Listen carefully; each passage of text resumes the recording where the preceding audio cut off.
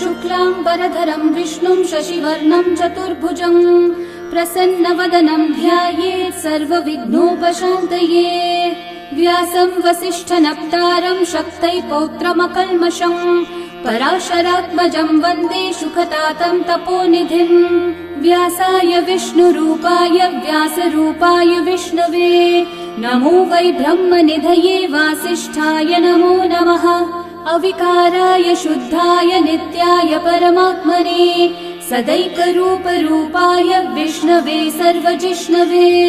यस्य स्मरणमात्रेण जन्म संसारबन्धनात्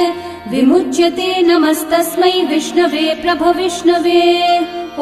नमो विष्णवे प्रभविष्णवे। श्रीवैशम्पायनुवाच श्रुत्वा धर्मानशेषेण पावनानि च सर्वशः युधिष्ठिरः शान्तनवं पुनरेवाभ्यभाषत। युधिष्ठिर उवाच किमेकं दैवतं लोके किं वाप्येकं परायणम् स्तुवन्तः कमर्चन्तः प्राप्नुयुर्मानवा शुभम्। को धर्मः सर्वधर्माणां भवतः परमो मतः किं जपन्मुच्यते जन्तुर्जन्म संसारबन्धनात्। श्रीभीष्म उवाच जगत्प्रभुं देवदेवम् अनन्तं पुरुषोत्तमम् स्तुवन्नामः सहस्रेण पुरुषस्तततोत्थितः तमेव चार्चयन् नित्यं भक्त्या पुरुषम् अव्ययम् ध्यायन् स्तुवन्नमस्यं च यजमानस्तमेव च। अनादिनिधनं विष्णुं सर्वलोकमहेश्वरम् लोकाध्यक्षं स्तुवन्नित्यं सर्वदुःखातिगो भवेत्। ब्रह्मण्यं सर्वधर्मज्ञं लोकानां कीर्तिवर्धनम् लोकनाथं महद्भूतं सर्वभूतभवोद्भवम्। एष मे सर्वधर्माणां धर्मोऽधिकतमो मतः यद्भक्त्या पुण्डरीकाक्षं स्तवैरर्चैर्नरः सदा। परमं यो महत्तेजः परमं यो महत्तपः परमं यो महद्ब्रह्म परमं यः परायणम्। पवित्राणां पवित्रं यो मङ्गलानां च मङ्गलम् देवतं देवतानां च भूतानां यो व्ययः पिता यतः सर्वाणि भूतानि भवन्त्यादियुगागमे यस्मिंश्च प्रलयं यान्ति पुनरेव युगक्षये तस्य लोकप्रधानस्य जगन्नाथस्य भूपते विष्णोर्नाम सहस्रं मे शृणु पापभयापहम्। यानि नामानि गौणानि विख्यातानि महात्मनः ऋषिभिः परिगीतानि तानि वक्ष्यामि भूतये। ऋषिर्नाम्नां सहस्रस्य वेदव्यासो महामुनिः छन्दोऽनुष्ठुप् तथा देवो भगवान् देवकीसुतः अमृतांशोद्भवो बीजं शक्तिर्देवकी नन्दनः त्रिसामा हृदयं तस्य शान्त्यर्थे विनियुज्यते। विष्णुं जिष्णुं महाविष्णुं प्रभविष्णुं महेश्वरम् अनेकरूपदैत्यान्तं नमामि पुरुषोत्तमम्। अस्य श्रीविष्णोर्दिव्यसहस्रनामस्तोत्रमहामन्त्रस्य श्रीवेदव्यासो भगवान् ऋषिः अनुष्ठुप्छन्दः श्रीमहाविष्णुः परमात्मा श्रीमन्नारायणो देवता अमृतांशोद्भवो भानुरिति बीजम् देवकी नन्दनः सृष्टेति शक्तिः उद्भवक्षोभणो देव इति परमो मन्त्रः शङ्ख बृह्नन्दकी चक्रीति कीलकम् शार्ङ्गधन्वा गदाधर इति अस्त्रम् रथाङ्गपाणिरक्षोभ्य इति नेत्रम् त्रिसामा सामगः सामेति कवचम् आनन्दम् परब्रह्मेति योनिः ऋतुः सुदर्शनः काल इति दिग्बन्धः श्रीविश्वरूप इति ध्यानम् श्रीमहाविष्णुः प्रीत्यर्थे सहस्रनाम जपे विनियोगः।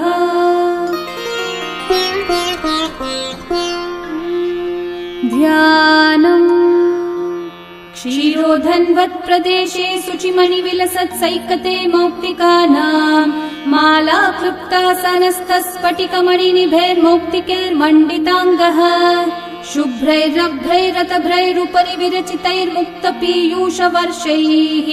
आनन्देन पुनीयादरिनलिनगदा शङ्खपाणिर्मुकुन्दः बुःपादौ यस्य नाभिर्वियदसुरनिलश्चन्द्रसूर्यौ च नेत्रे कर्णावाशाशिरौ द्योर्मुखमपि दहनो यस्य वास्तेयमब्धिः अन्तस्थं यस्य विश्वं सुरनरखगो भोगि गन्धर्वदैत्यैः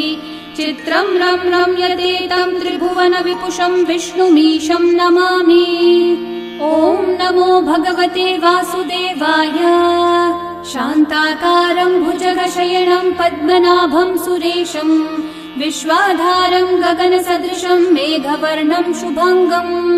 लक्ष्मीकान्तं कमलनयनं योगिहृद्ध्यानगम्यं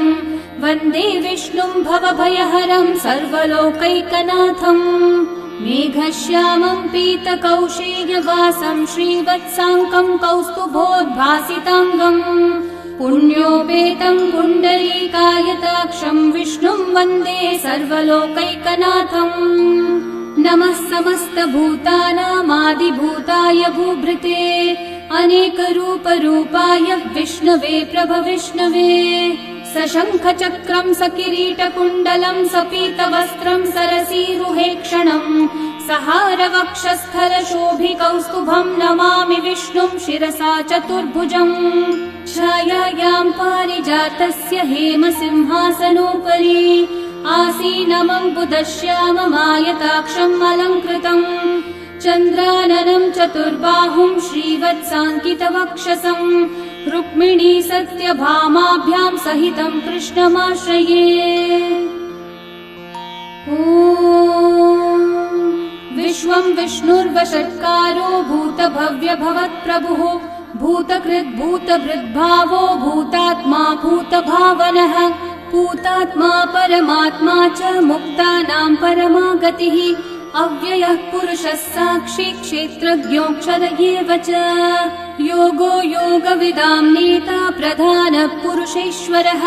नारसिंहः वपुः श्रीमान् केशवः पुरुषोत्तमः सर्वः शर्वः शिवस्थाणोर्भूतादिर्निधिरव्ययः सम्भवो भावनो भर्ता प्रभवः प्रभुरीश्वरः स्वयंभू शम्भुरादित्यः पुष्कराक्षो महास्वनः अनादिनिधनो धाता विधाता धातुरुत्तमः अप्रमेयो ऋषिकेशः पद्मनाभोऽमरः प्रभुः विश्वकर्मा मनुस्त्वष्टा स्थविष्ठस्थविरो ध्रुवः अग्राह्यः शाश्वतः कृष्णो लोहिताक्षः प्रतर्दनः प्रभुतस्त्रिककुब्धामः पवित्रं मङ्गलं परम् ईशानः प्राणदः प्राणो ज्येष्ठः श्रेष्ठः प्रजापतिः हिरण्यगर्भो भूगर्भो माधवो मधुसूदनः ईश्वरो विक्रमी धन्वी मेधावी विक्रमक्रमः अनुत्तमो दुराधर्षः कृतज्ञः कृतिरात्मवान् सुरेशः शरणं शर्म विश्वरेतः प्रजाभवः अहः संवत्सरो व्याळः प्रत्ययः सर्वदर्शनः अजः सर्वेश्वरः सिद्धिः सिद्धि सर्वादिरच्युतः वृषा कपिरमेयात्मा सर्वयोगविनिःसृतः वसुर्वसुमना सत्यः समात्मा संवितः समः अमोघः पुण्डरीकाक्षो वृषकर्मा वृषाकृतिः रुद्रो बहुशिरा बभ्रुर्विश्वयोनिः शुचिश्रवाः अमृतः शाश्वतस्थाणुर्वरारोहो महातपाः सर्वगः सर्वविद्भानो विश्वक्सेनो जनार्दनः वेदो वेदविदव्यङ्गो वेदाङ्गो वेदवित्कविः लोकाध्यक्षः सुराध्यक्षो धर्माध्यक्षः कृताकृतः चतुरात्मा चतुर्व्यूहश्चतुर्दंष्ट्रश्चतुर्भुजः भ्राजिष्णुर्भोजनं भोक्ता सहिष्णुर्जगदादिजः अनघो विजयो जेता विश्वयोनिः पुनर्वसुः उपेन्द्रो वामनः प्रांशुरमोघः शुचिरूर्चितः अतीन्द्रः सङ्ग्रहः सर्गो धृतात्मा नियमो यमः वेद्यो वैद्यः सदा योगी वीरः माधवो मधुः अतीन्द्रियो महामायो महोत्साहो महाबलः महाबुद्धिर्महावीर्यो महाशक्तिर्महाद्युतिः अनिर्देश्य वपुः श्रीमान् अमेयात्मा महाधृतक् महेश्वासो महीभर्ता श्रीनिवासः सतां गतिः अनिरुद्धः सुरानन्दो गोविन्दो गोविदाम्पतिः मरीचिर्दमनोहंसः सुपर्णो भुजगोत्तमः हिरण्यनाभः सुतपः पद्मनाभः प्रजापतिः अमृत्युः सर्वदृक्सिंहः सन्धाता सन्धिमान् स्थिरः अजो दुर्मशनः शास्ता विश्रुतात्मा सुरारिः गुरुर्गुरुतमो धामः सत्यः सत्यः पराक्रमः निमिषो निमिषस्रग्वी वाचस्पतिरुदारधीः अग्रणीर्ग्रामणी श्रीमान् न्यायो नेता समीरणः सहस्रमूर्धा विश्वात्मा सहस्राक्षः सहस्रपात् आवर्तनो निवृत्तात्मा संवृतः सम्प्रमर्दनः अहः संवर्तको वह्निरनिलो धरणीधरः सुप्रसादः प्रसन्नात्मा विश्वदृग्विश्वभुग्विभुः सत्कर्ता सत्कृतः साधुर्जन्मुर्नारायणो नरः असंख्येयो प्रमेयात्मा विशिष्टः शिष्टकृच्छुचिः सिद्धार्थः सिद्धसङ्कल्पः सिद्धिदः सिद्धिसाधनः वृषाही वृषभो विष्णुर्वृषपर्वा वृषोदरः वर्धनो वर्धमानश्च विविक्तः श्रुतिसागरः सुभुजो दुर्धरो वाग्मी महेन्द्रो वसुदो वसुः नैकरूपो बृहद्रूपः क्षिपिविष्टप्रकाशनः ओजस्तेजोद्युतिधरः प्रकाशात्मा प्रतापनः ऋद्धः स्पष्टाक्षरो मन्त्रश्चन्द्रांशूर्भास्करद्युतिः अमृतांशूद्भवो भानुः सुरेश्वरः औषधम् जगतः सेतुः सत्यधर्मः पराक्रमः भूतभव्यभवन्नाथः पवनः पावनो नलः कामः कामकृत्कान्तः कामः कामप्रदः प्रभुः युगादिकृद्युगावर्तो नैकमायो महाशनः अदृश्यो व्यक्तरूपश्च सहस्रजिदनन्तजित् इष्टो विशिष्टशिष्टेष्ठः शिखण्डी नहुषो वृषः क्रोधः क्रोधकृत्कर्ता विश्वबाहुर्महीधरः अच्युतः प्रथितः प्राणः प्राणदो वासवानुजः अपान्निधिरधिष्ठानम् अप्रमत्तः प्रतिष्ठितः स्कन्दस्कन्दद्धरो धुर्यो वरदो वायुवाहनः वासुदेवो बृहद्भानुरादिदेवः पुरन्दरः अशोकस्थारणस्थारः शूरः शौरिर्जनेश्वरः अनुकूलः शतावर्तः पद्मी पद्मनिभीक्षणः पद्मनाभोरविन्दाक्षः पद्मगर्भः शरीरभृत् महर्धिरिग्धो वृद्धात्मा महाक्षो गरुडध्वजः अतुलः शरभो भीमः समयज्ञो हविर्हरिः सर्वलक्षणलक्षण्यो लक्ष्मीवान् समितिञ्जयः विक्षरो रोहितो मार्गो हेतुर्दामोदरः सहः महीधरो महाभागो वेगवानमिताशनः उद्भवक्षोभणो देवः श्रीगर्भः परमेश्वरः करणम् कारणम् कर्ता विकर्ता गहनो गुहः व्यवसायो व्यवस्थानः संस्थानस्थानदो ध्रुवः परर्धि परमस्पष्टः तुष्टः पुष्टः शुभेक्षणः रामो विरामो विरतो मार्गो नेयो नयो नयः वीरशक्तिमतां श्रेष्ठा धर्मो धर्मविदुत्तमः वैकुण्ठः पुरुषः प्राणः प्राणदः प्रणवपृथुः हिरण्यगर्भः शत्रुघ्नो व्याप्तो वायुरधोक्षजः ऋतुः सुदर्शनः कालः परमेष्ठी परिग्रहः उग्रः संवत्सरो दक्षो विश्रामो विश्वदक्षिणः विस्तारस्थावरस्थाणुः प्रमाणम् बीजमव्ययम् अर्थोऽनर्थो महाकोशो महाभोगो महाधनः अनिर्विण्णस्थविष्ठो भूर्धर्मयूपो महामखः नक्षत्रनेमिर्नक्षत्री क्षामः क्षामः समीहनः यज्ञयुज्यो महेज्यश्च क्रतुः सत्रम् सताङ्गतिः सर्वदर्शी विमुक्तात्मा सर्वज्ञो ज्ञानमुत्तमम् सुव्रतः सुमुखः सूक्ष्मः सुघोषः सुखदः सुहृत् मनोहरो जितक्रोधो वीरबाहुर्विदारणः स्वापनः स्ववशो व्यापी नैकात्मा नैककर्मकृत् वत्सरो वत्सलो वत्सी रत्नगर्भो धनेश्वरः धर्मकृद्धर्मी सदसक्षरमक्षरम् अविज्ञाता सहस्रांशूर्विधाता कृतलक्षणः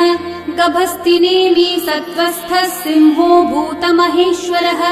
आदिदेवो महादेवो देवेशो देवभृद्गुरुः उत्तरो गोपतिर्गोप्ता ज्ञानगम्यः पुरातनः शरीरभूतभृद्भोक्ता कपीन्द्रो भूरि दक्षिणः सोमपोऽमृतपः सोमः पुरुजित्पुरुसत्तमः विनयोजयः सत्यसन्धो दाशारः सात्वतां पतिः जीवो विनयिता साक्षी मुकुन्दोऽमितविक्रमः अम्भो निधिरनन्तात्मा महोदधिशयोऽन्तकः अजो महार्हः स्वाभाव्यो जितामित्रप्रमोदनः आनन्दो नन्दनो नन्दः सत्यधर्मात्रिविक्रमः महर्षि कपिलाचार्यः कृतज्ञो मेदिनीपतिः त्रिपदस्त्रिदशाध्यक्षो महाशृङ्गकृतान्तकृत् महावराहो गोविन्दः सुषेणः कनकाङ्गदे गुह्यो गभीरो गहनो गुप्तश्चक्रगदाधरः वेधास्वाङ्गोचितः कृष्णो दृढसङ्कर्षणोच्युतः वरुणो वारुणो वृक्षः पुष्कराक्षो महामनाः भगवान् भगहानन्दी वनमाली हलायुधः आदित्यो ज्योतिरादित्यः सहिष्णुर्गतिसत्तमः सुधन्वाखण्ड परशुर्दारुणो द्रविणप्रदः दिवस्पृक् सर्वदृग्व्यासो वाचस्पतिरयो निजः त्रिसामासामगः सामन्निर्वाणम् भेषजम्भिषक् सन्न्यासकृच्छमः शान्तो निष्ठा शान्तिपरायणम् शुभाङ्गः शान्तिदः सृष्टा कुमुदः कुवलेशयः गोहितो गोपतिर्गोप्ता वृषभाक्षो वृषप्रियः अनिवर्ती निवृत्तात्मा संक्षेप्ताक्षेमकृच्छिवः श्रीवत्सवक्षा श्रीवासः श्रीपतिः श्रीमतांवरः श्रीधः श्रीशः श्रीनिवासः श्रीनिधिः श्रीविभावनः श्रीधरः श्रीकरः श्रेयः श्रीमान् लोकत्रयाश्रयः स्वक्षः स्वङ्गः शतानन्दो नन्दिर्ज्योतिर्गणेश्वरः विजितात्मा विधेयात्मा सत्कीर्तिश्चिन्न संशयः उदीर्णः सर्वतश्चक्षुरनीशः शाश्वतस्थिरः भूषयो भूषणो भूतिर्विशोकः शोकनाशनः अर्चिष्मान् अर्चितः कुम्भो विशुद्धात्मा विशोधनः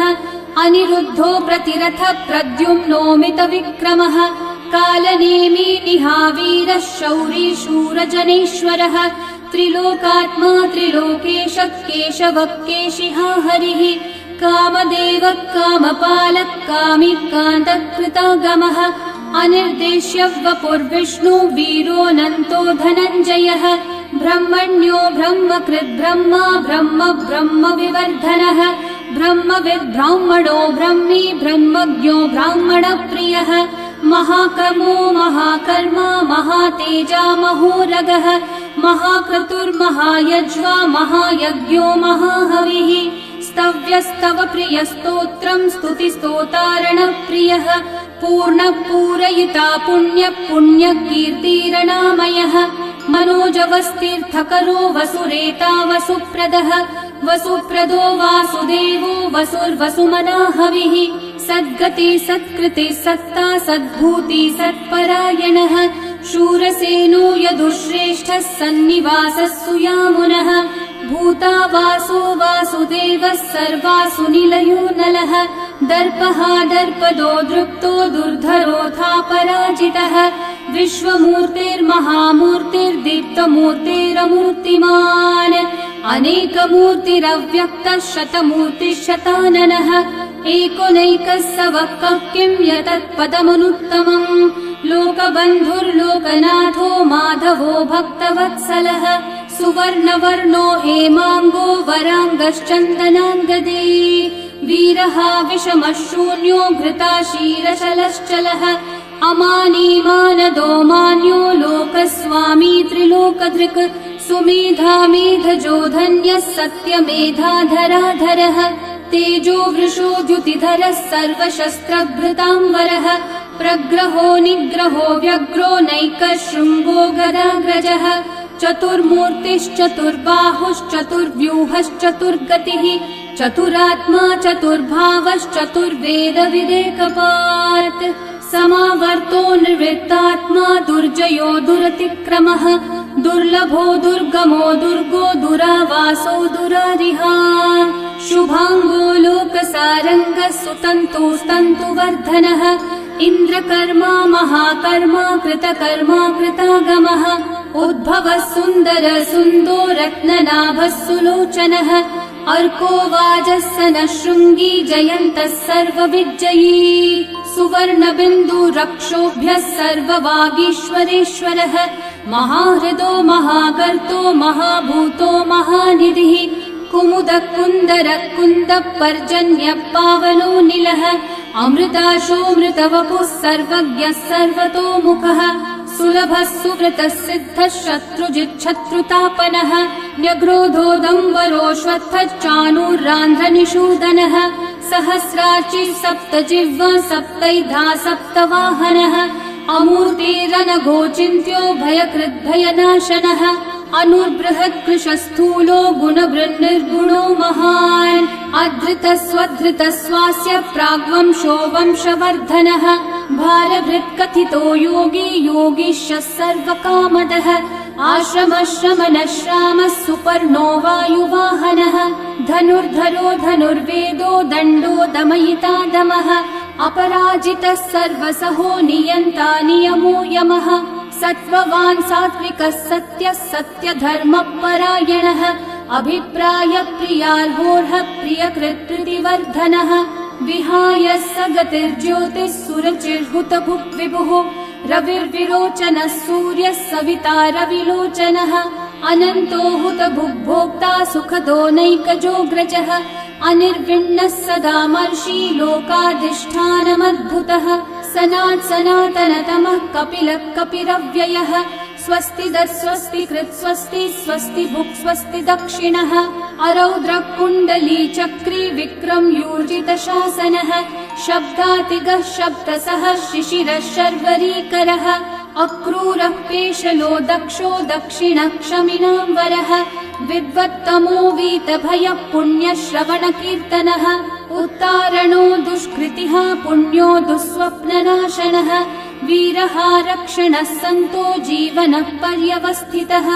अनन्तरूपोऽनन्तः श्रीर्जितमन्युर्भयापहः चतुर्रश्रो गभीरात्मा विदिशो व्यादिशो दिशः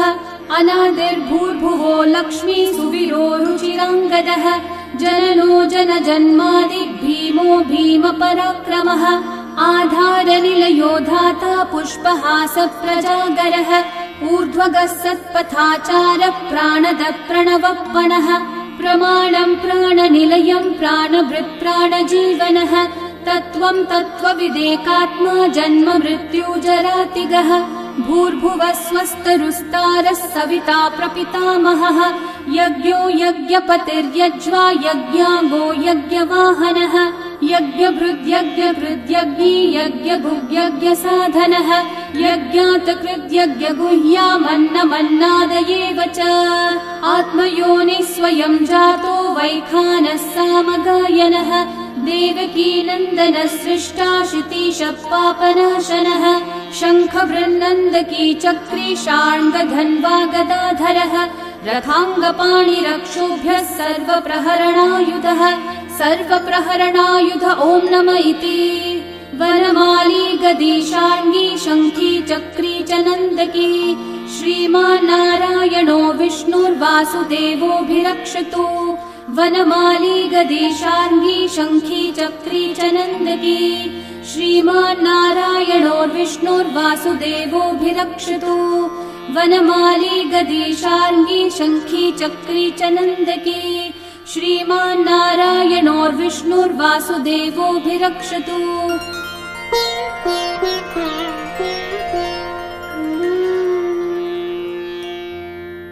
इतीदं कीर्तनीयस्य केशवस्य महात्मनः नाम्नां सहस्रं दिव्यानामशेषेण प्रकीर्तितम्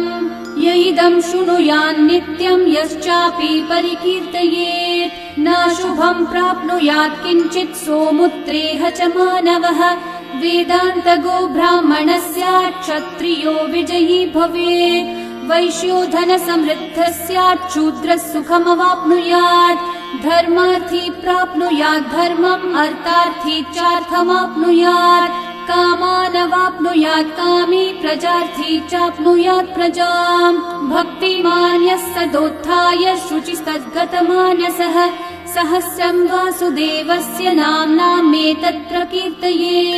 यशः प्राप्नोति विपुलं याति प्राधान्यमेव च अचलां श्रियमाप्नोति श्रेय प्राप्नोत्यनुत्तमम् न भयं क्वचिदाप्नोति वीर्यं तेजश्च विन्दति भवत्यरोगो द्युतिमान् बलरूपगुणान्वितः रोगार्तो मुच्यते रोगात् बद्धो मुच्येत बन्धनात् भयान् मुच्येत भीतस्थो मुच्येतापन्न आपदः दुर्गान्यतितरत्याशु पुरुषः पुरुषोत्तमम् स्तुवन्नाम सहस्रेण नित्यं भक्ति समन्वितः वासुदेवाश्रयो मर्त्यो वासुदेवपरायणः सर्वपापविशुद्धात्मा याति ब्रह्म सनातनम् न वासुदेव भक्तानामशुभं विद्यते क्वचित् जन्म मृत्यु जरा व्याधि भयं नैवोपजायते इमं स्तवमधीयानः श्रद्धा भक्ति समन्वितः युज्येतात्मसुखः शान्ति श्रीधृति स्मृतिकीर्तिभिः न क्रोधो न च मात्सर्यं न लोभो नाशुभामतिः भवन्ति कृतपुण्यानां भक्तानां पुरुषोत्तमे द्यौस चन्द्रार्कनक्षत्राखं दिशो भूर्महो दधिः वासुदेवस्य वीर्येण विदतानि महात्मनः ससुरासुरगन्धर्वं स यक्षोरगराक्षसम् जगद्वशे वर्ततेदं कृष्णस्य सचराचरम् इन्द्रियाणि मनोबुद्धिः सत्त्वं तेजो बलं द्युतिः वासुदेवात्मकन्याहुः क्षेत्रं क्षेत्रज्ञ एव च सर्वागमानामाचार प्रथमं परिकल्पते आचार प्रभवो धर्मो धर्मस्य प्रभुरच्युतः ऋषयः पितरो देवा महाभूतानि धातवः जङ्गमाजङ्गमं चेदं जगन्नारायणोद्भवम् योगो ज्ञानं तथा साङ्ख्यं विद्या शिल्पादिकर्म च वेदाः शास्त्राणि विज्ञानम् एतत् सर्वं जनार्दनात् एको विष्णुर्महद्भूतं पृथक् भूतान्यनेकशः त्रीन् लोकान् व्याप्य भूतात्मा भुङ्क्ते विश्वभुगव्ययः इमं स्तवं भगवतो विष्णोर्व्यासेन कीर्तितम् पठ्येद्य इच्छेत् पुरुषः श्रेयः प्राप्तुं सुखानि च विश्वेश्वरमजं देवं जगतः प्रभुमव्ययम् भजन्ति ये पुष्कराक्षं न ते यान्ति पराभवम् न ते यान्ति पराभवम् ॐ नमः इति अर्जुनोवाच पद्मपत्रविशालाक्षः पद्मनाभः सुरोत्तम भक्तानामनुरक्तानां त्राता भवजनार्दन श्रीभगवानुवाच यो मां नाम सहस्रेण स्तोतुमिच्छति पाण्डव सोऽहमेकेन श्लोकेन स्तुतयेव न संशयः स्तुतयेव न संशय ॐ नमः इति व्यास उवाच वासनाद्वासुदेवस्य वासितं भुवनत्रयम् सर्वभूतनिवासोऽसि वासुदेव नमोऽस्तु ते श्रीवासुदेव नमोऽस्तु ॐ नमः इति पार्वत्योवाच केनोपायेन लघुना विष्णोर्नाम सहस्रकम् पठ्यते पण्डितेर्नित्यं श्रोतुमिच्छाम्यहं प्रभो ईश्वरोवाच श्रीराम राम रामेति रमे रामे मनोरमे सहस्रनाम तत्तुल्यं राम नाम वरानने श्रीराम राम रामेति रमे रामे मनोरमे सहस्रनाम तत्तुल्यं राम नाम वरानने श्रीराम राम रामेति रमे रामे मनोरमे सहस्रनाम तत्तुल्यं राम नाम वरानने श्रीराम नाम वरानन ॐ नमः इति ब्रह्म उवाच नमोऽस्त्वनन्ताय सहस्रमूर्तये सहस्रपादाक्षि शिरोरुबाहवे सहस्रनाम्ने पुरुषाय शाश्वते सहस्रकोटियुगधारिणे नमः। सहस्रकोटियुगधारिण ॐ नम इति। सञ्जय उवाच